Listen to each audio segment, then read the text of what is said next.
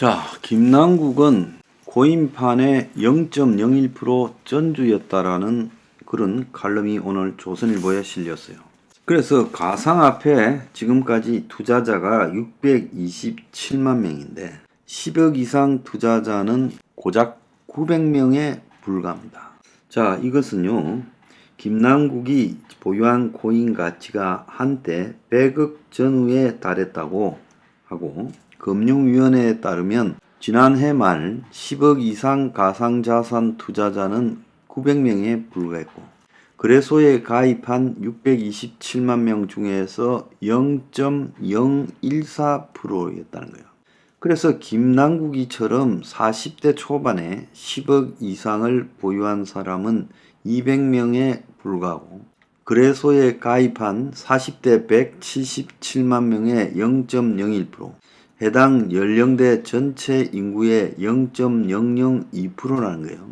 코인은 자산 특성상 내재적 가치가 없기 때문에, 자, 코인이 금이나 은이나 구리처럼 그 자체의 가치가 없고, 또 한국은행권처럼 정부가 개런티 보증을 해주는 그런 돈도 아니잖아요.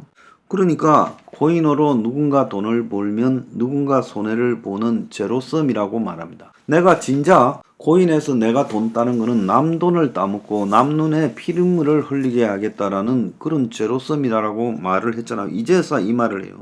그래서 수십억 이득을 보는 과정에서 얼마나 많은 코인 거지의 눈물이 있었을 건가는 뻔하다는 거예요. 가상자산 보유한 사람 가운데 80%는 총 보유 자산이 500만 원도 안 된다는 거예요. 그래서 가상화폐가 하루에도 수십 퍼센트 가격이 올랐다 내렸다는 게 예사일 정도로 위험이 크기 때문에 큰돈 투자를 대부분은 하지 않고, 그래서 보유한 코인도 비트코인, 이더리움, 하다못해 국내 수요가 많은 리플 정도가 대부분이다. 이 세 가지가 합치고 나면 약 50%예요. 나머지 잡코인들 다 합쳐봤자 50%도 안 된다는 거예요. 그래서 김남국이처럼 국내에서 발행된 김치, 알트, 잡코인에 대해서 전 재산을 박아 넣는 사람은 거의 유일할 거라는 거죠. 그래서 김남국이 하루에 몇 억씩 재산 규모가 바뀌는 것은 일반인은 상상할 수가 없을 정도다. 그래서 재산 신고 내역을 보면 김남국은 전세 보증금, 예금, 보험을 빼고 흔한 뮤추얼 펀드, 우리가 흔히 은행 가면 가입하는 뮤추얼 펀드도 안 했다는 거예요. 그래서 국회의원쯤 되면서 로스쿨까지 나와가지고 잡코인이라 불리는 코인에 투자하면서 리스크를 줄이려고 했는지 김남국은 마켓 메이킹, 즉 시장을 갖다가 조성하는 띄우기에 나섰다. 그래서 내재 가치가 없는 신생 코인을 띄우기 위해 대규모 코인 자금을 인위적으로 투입해서 해당 코인을 팔고 사면서 그게 오르는 맛에 날파리들이, 불나방들이 뛰어들게 만드는 거라. 그래서 이걸 유동성 공급이라고 코인 업계는 말한다는 거예요. 그래서 코인 발행회사나 발행회사에 투자를 한 벤처 캐피탈이 그 역할을 할 전주를 정해가지고 그 전주한테 돈을 대주고 코인을 사고 팔아라고 시키고, 전주가 몇 명이 구성되어서 자기들끼리 팔고 사면서 코인을 갖다가 끌어올리는 거예요. 그러니까 아무런 가치가 없는 코인을 그 가격이 올라갔다고 거래소에 명시되도록 해서 다들 들어오게 만들고, 들어오고 나면 딱 팔아가지고 개박살 내고 저들은 벌어 챙기는 거예요. 시장 조성하는 사람은 수수료를 떼고 코인을 사고 팔아주는 역할도 하지만은 코인 가격이 뜨면 엄청난 이득을 보는데 해당 코인이 망할 위험도 존재한다는 거예요. 김남국은 출시된 지 한 달도 안 되는 신생 잡코인에 33억을 밀어넣어 전체 발행량 10%를 한꺼번에 쓸어 담았다는 거예요. 그래서 김남국이 단순히 국회의원으로서 코인을 했냐라는 문제의 차원이 아니라 김남국은 잡코인계의 타짜라는 겁니다. 그런데 문제는 일반적인 주식시장을 기준으로 놓고 보면 코인 시장에서 이렇게 인위적으로 시장 조성을 하는 형태가 시세 조작이라고 봐야 되는 거죠. 그래서 국내 자코인 여러 개가 전체 이 거래량의 70-80%를 특정 개인이 차지해서 문제가 됐는데, 지금까지 이런 조작 작업을 하는데도 수사가 들어가지 않은 것은 정부가 가산시장을 카지노 같은 도박판에 준해 관리했기 때문이라는 거죠. 카지노에서 돈을 따먹는다고 그걸 잡아가지 않는 것과 똑같은 이치라는 거예요. 그래서 김남국의 행태는 코인판의 타짜라는 거예요. 불법이 아니라도 최소한 무법 탈법을 갖다가 저질렀다는 겁니다. 자, 주식이나 채권, 화폐 등은 내재적 가치가 있지만은 코인은 그런 것도 없다는 거예요. 어떤 생산활동에도 투입되지 않고 그냥 많이 거래하기 때문에 유명하고 그렇기 때문에 가격이 올라간다는 거예요. 자, 주식을 사면 기업 성장을 돕는다고 명분적으로도 이야기를 합니다. 자, 그런데 이 코인은요, 아무것도 아니죠. 코인 매매는 누군가 부자가 되고 누구는 거지가 되는 걸 의미하는 거고, 그래서 이건 투자라기보다는 도박이라고 봐야 된다는 겁니다. 이 개딸들, 이재명 팬클럽이라는 개딸들은 김남국이 사퇴를 촉구한 8명을 딱 찍어가지고 김남국이 비판한 8명을 딱 찍어서 팔적이라고 하면서 공격을 하고 있어요.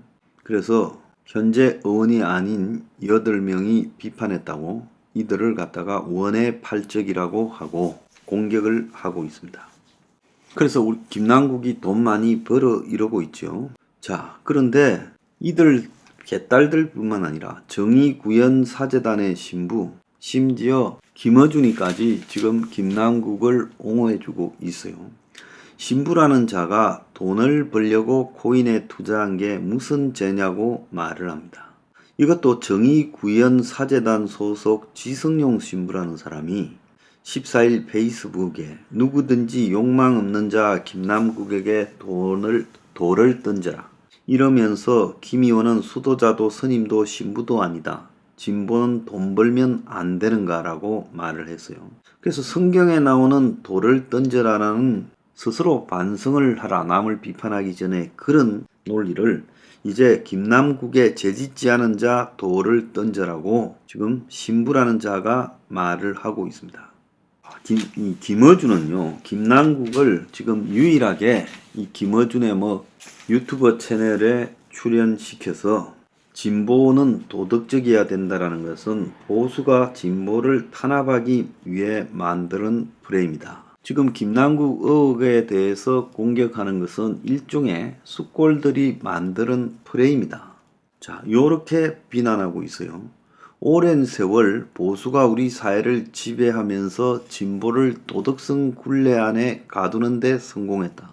이 도덕성으로 때리면 위축돼서 스스로 반성하는데 잘못된 생각이다. 김남국의 60억 논란이 가능한 토대도 진보가 도덕성을 자기 본리로 삼고 있기 때문이다라고 말을 하고 있어요.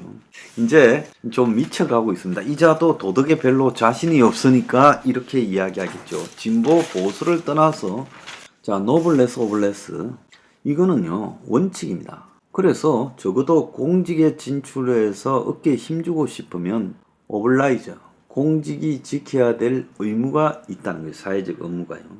자, 개소리들 그만하고요. 이재명이 이제 지가 죽을 판이 됐으니까 결국 김남국을 윤리위원회에 제소한다 어쩐다 하고 있는데, 김남국하고 같이 죽고 싶어서 발악하는 사람이 참 여럿 있고, 신부라는 게 저 지경이니 그 정의구현사재단이라고 하지 말고 불의구현사재단이라고 하세요.